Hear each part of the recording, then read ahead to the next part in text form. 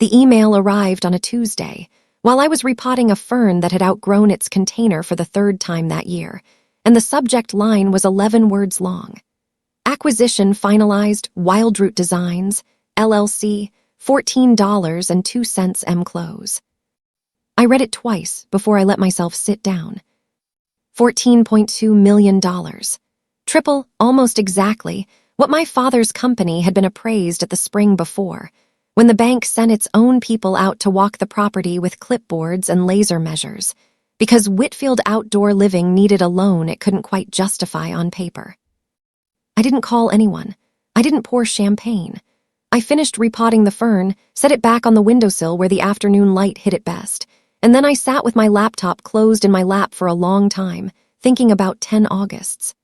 10 times my parents had packed 2 suitcases and 1 duffel bag for the business trip, and 0 suitcases for me, because somebody had to watch the house. They never asked if I minded. They never noticed that I didn't. That was the mistake, not the trips, the not noticing.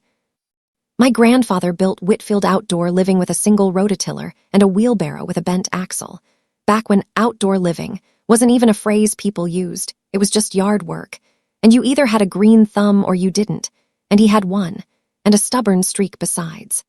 By the time my father inherited it, the company had grown into something with a real office, a fleet of 4 trucks, and a reputation around the county for patios that didn't crack and retaining walls that didn't lean.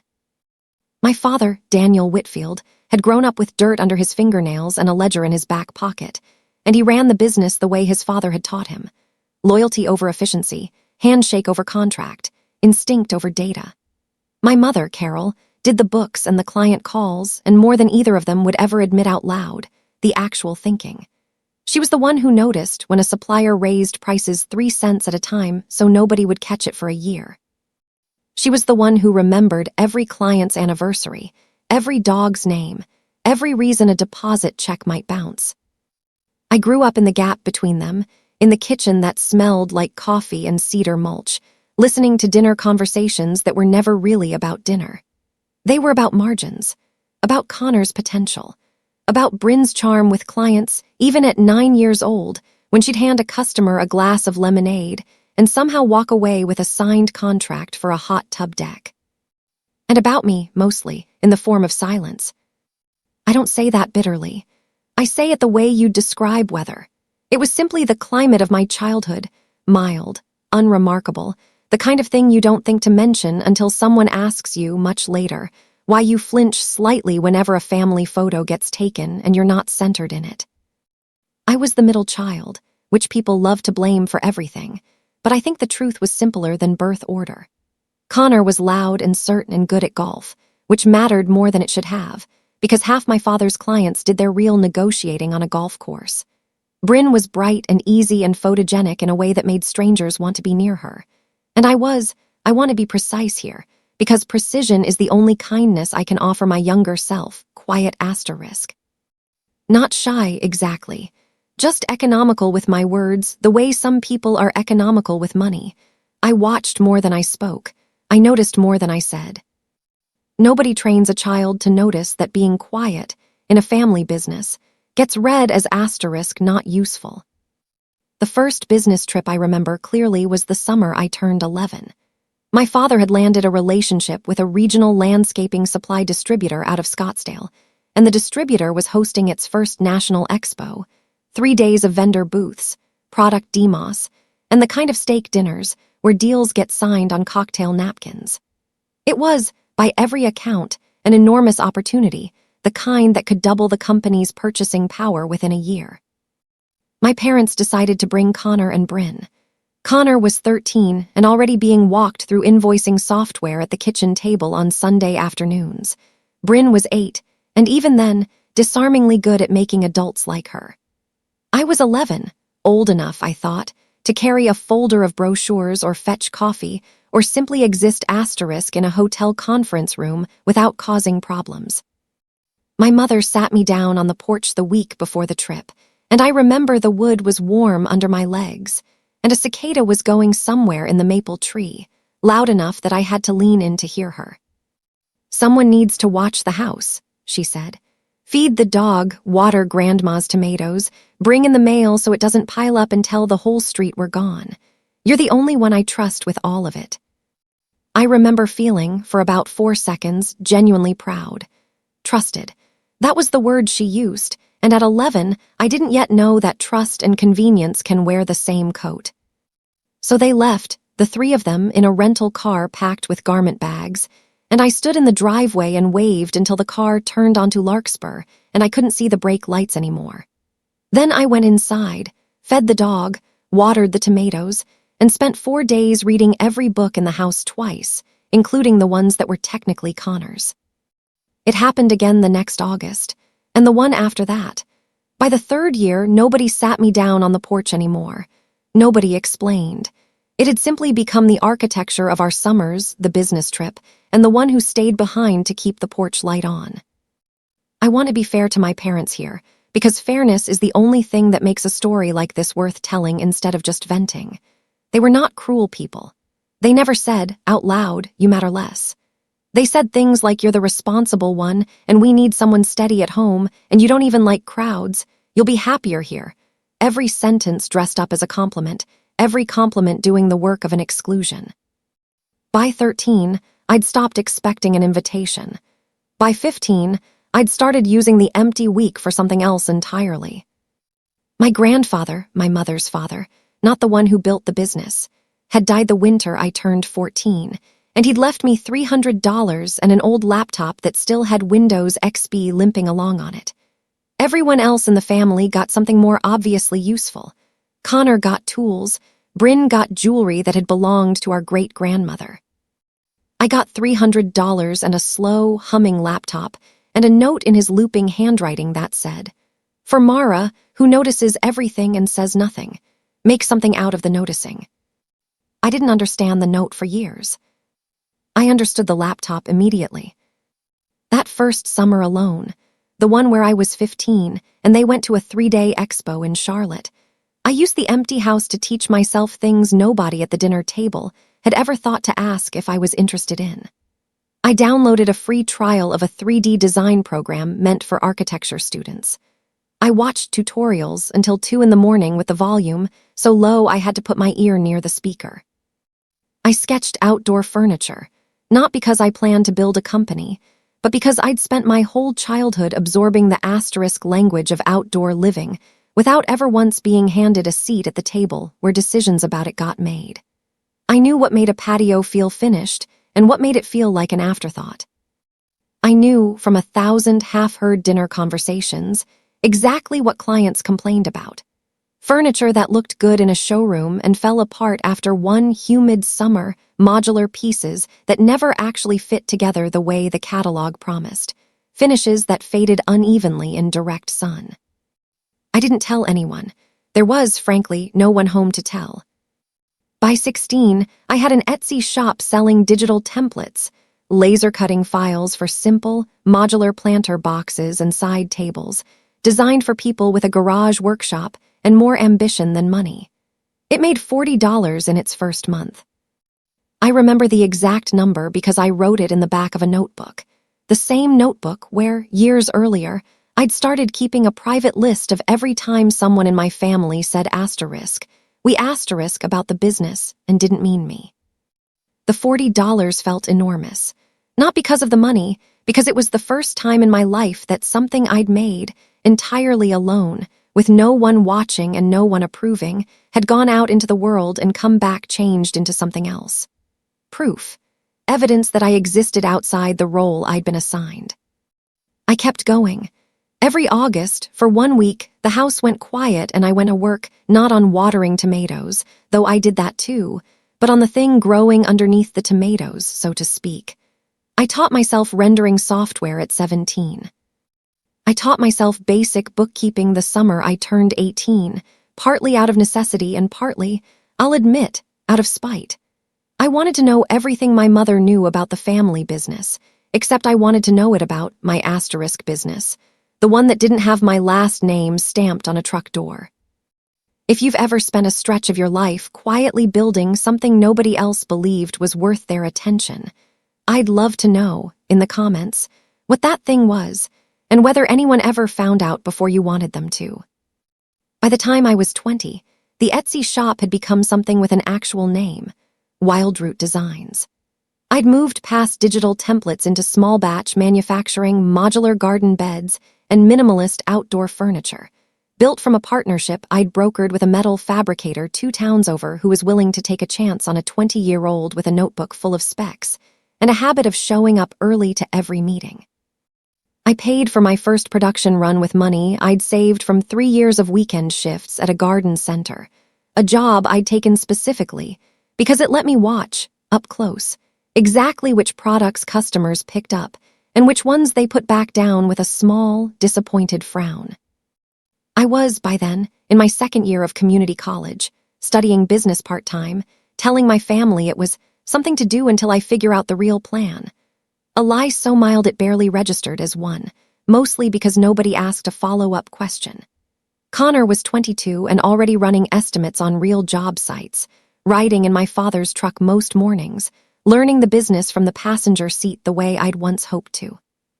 Bryn, 17, had started coming to client walkthroughs in heels, charming homeowners into upgrading from a basic deck to a full outdoor kitchen.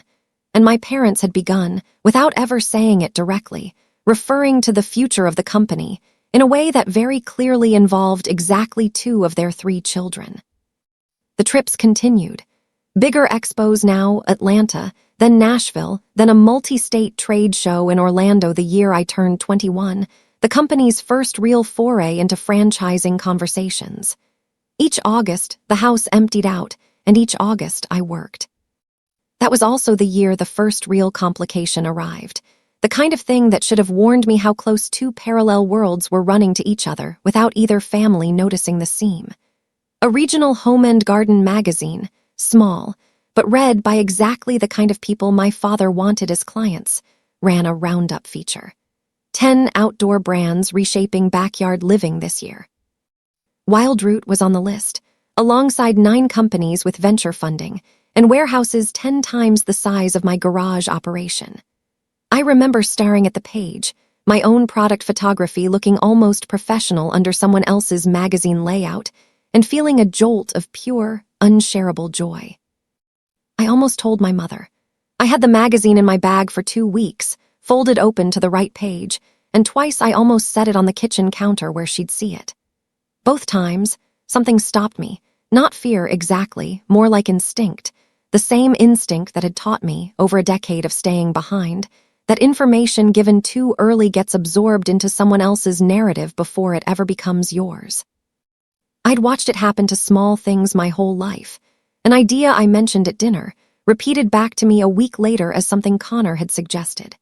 A sketch I'd left on the counter, ending up, slightly altered, in a client proposal with my father's name on the cover page. No malice in it, just the ordinary gravity of a family that assumed anything good in the house belonged, by default, to the business that paid for the house. So the magazine stayed in my bag, and then in a drawer, and then, eventually, in a folder on a hard drive labeled, with a kind of dry humor I didn't examine too closely at the time, asterisk evidence. It would be 3 more years before anyone outside that folder understood what it actually was. If a piece of good news has ever sat folded up in your bag for 2 weeks because you couldn't find a safe place to set it down, tell me about it below. I think more people carry that than we admit. I was 23 when Wildroot got its first real outside attention, not a magazine roundup this time, but an actual offer.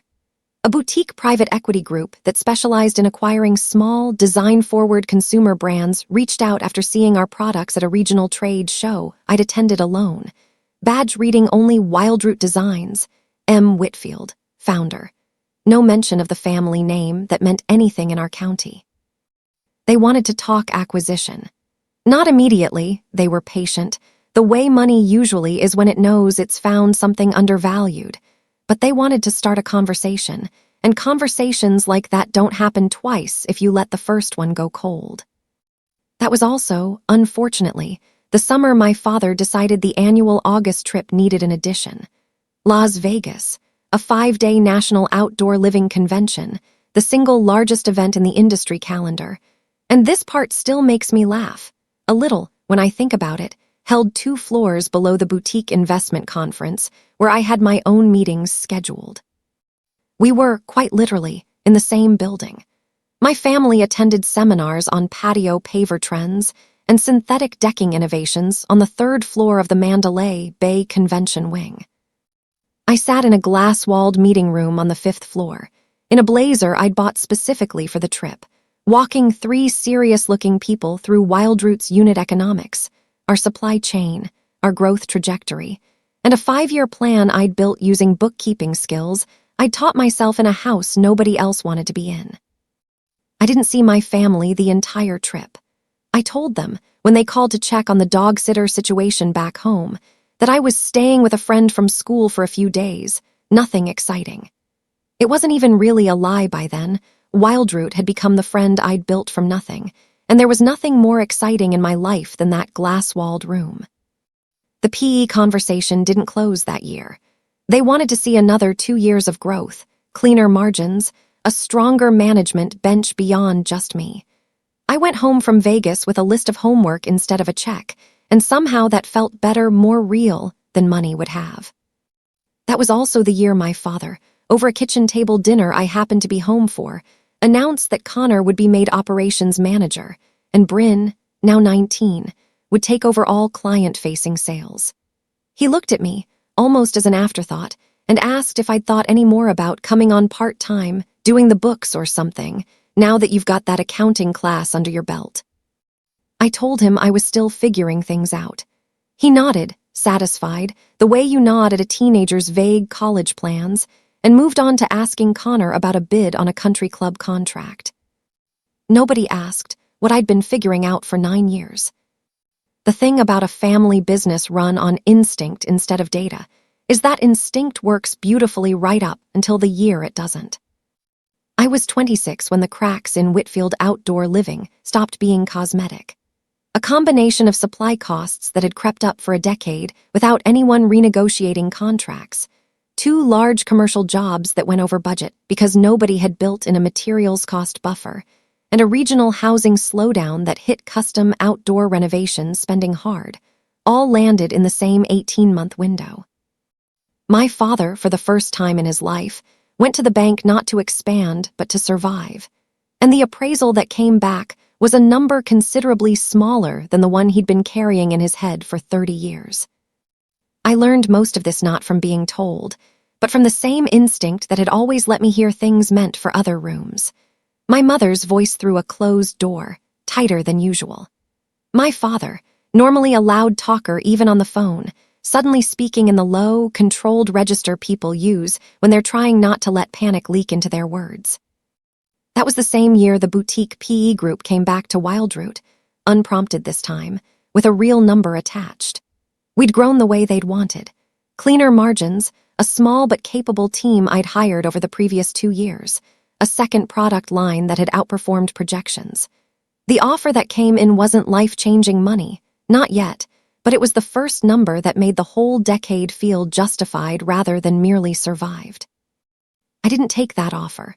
Something in me, call it instinct, call it spite, call it simply having learned patience the hard way, said not yet. I countered with a request for more time and a higher valuation benchmark, betting on 2 more years of growth instead of a sure thing today.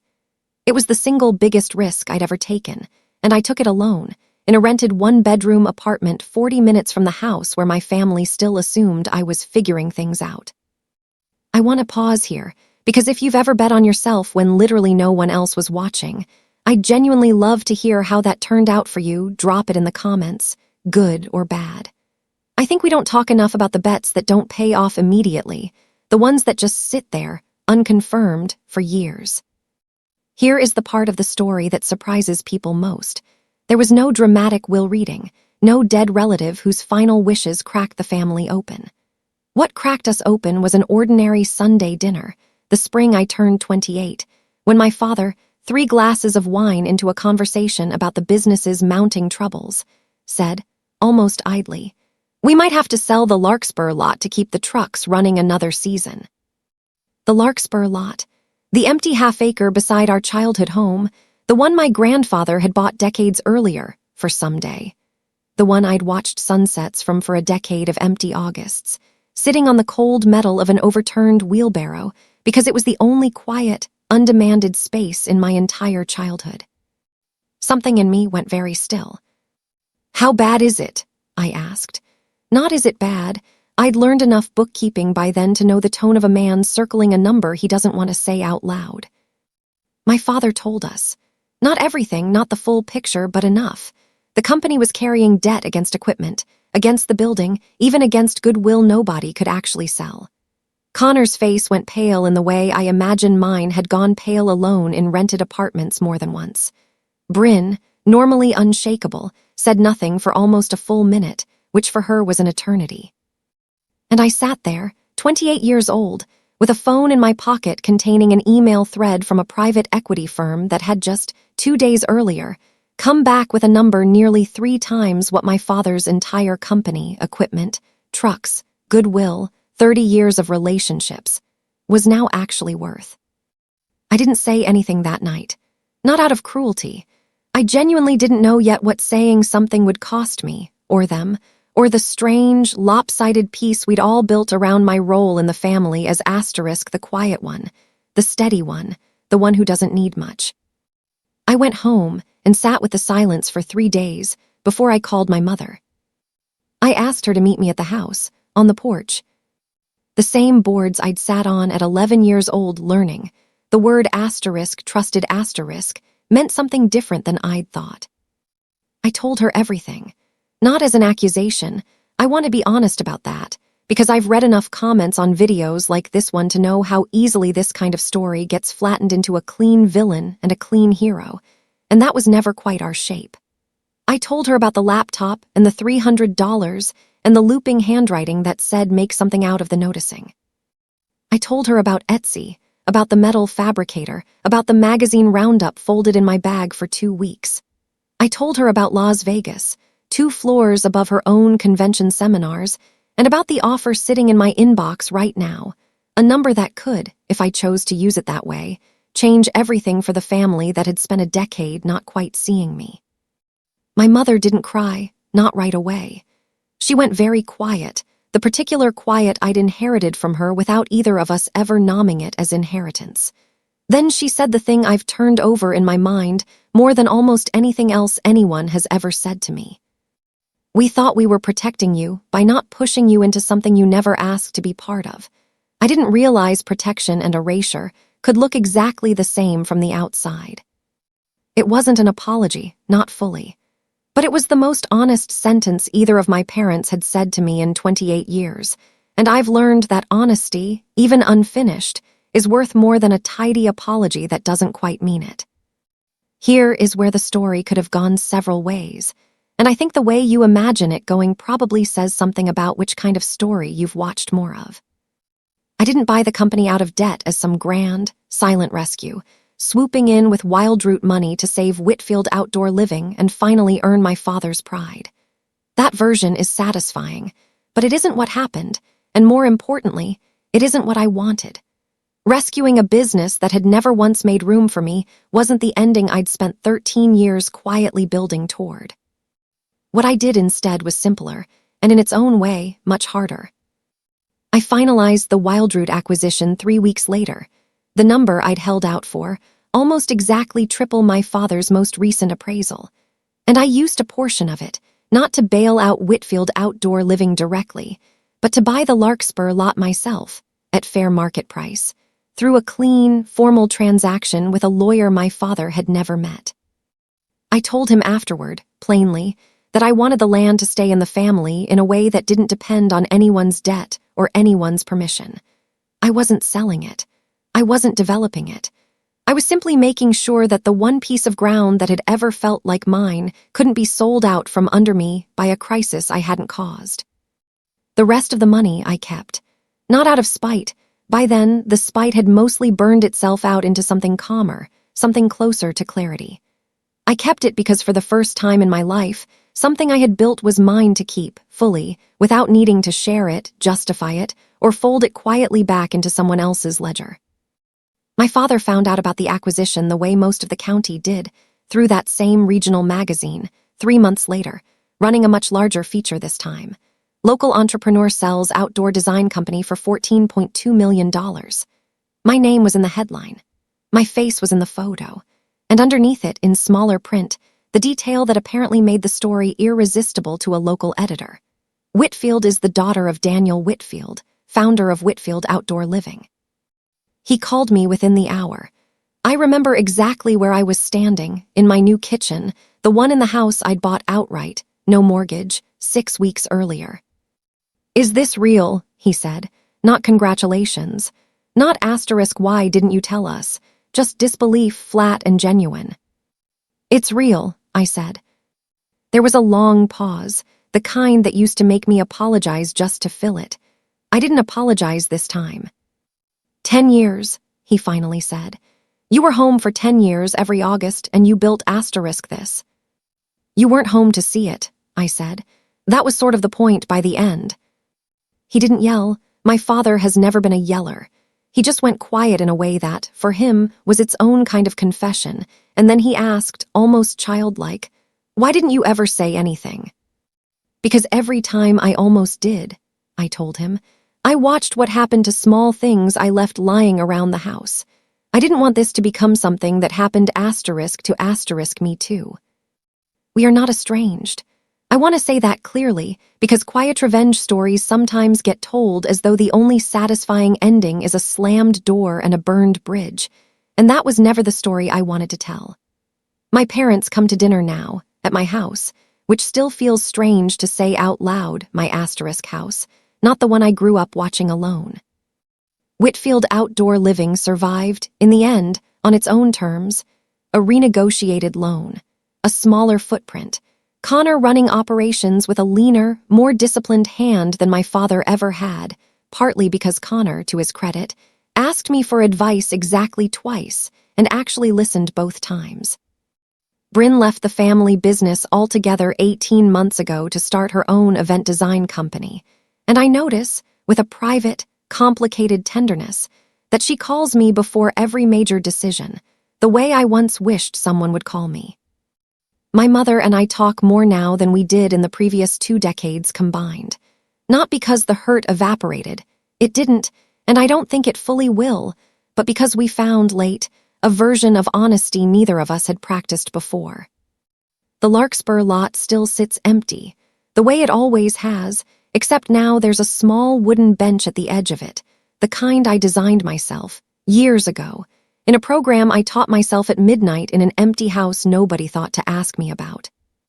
People ask me sometimes, in comments under other stories like this one, whether I regret the years of silence, whether I wish I'd said something sooner, fought for a seat at that dinner table instead of building a separate table entirely. I don't think I do. Not because the silence didn't cost me something. It did, more than I let myself feel for a long time, but because the noticing my grandfather wrote about in that looping handwriting was never really about the business, or the money, or even the eventual reveal. It was about learning, alone, in room after empty room, exactly who I was when no one was assigning me a role. If your family ever handed you the job of watching the house instead of a seat at the table, I hope you found your own version of the empty room. And I hope, whenever you're ready, you let someone see what grew there. Thanks for listening. If this story meant something to you, you know what to do, like, subscribe, and I'll see you in the next one.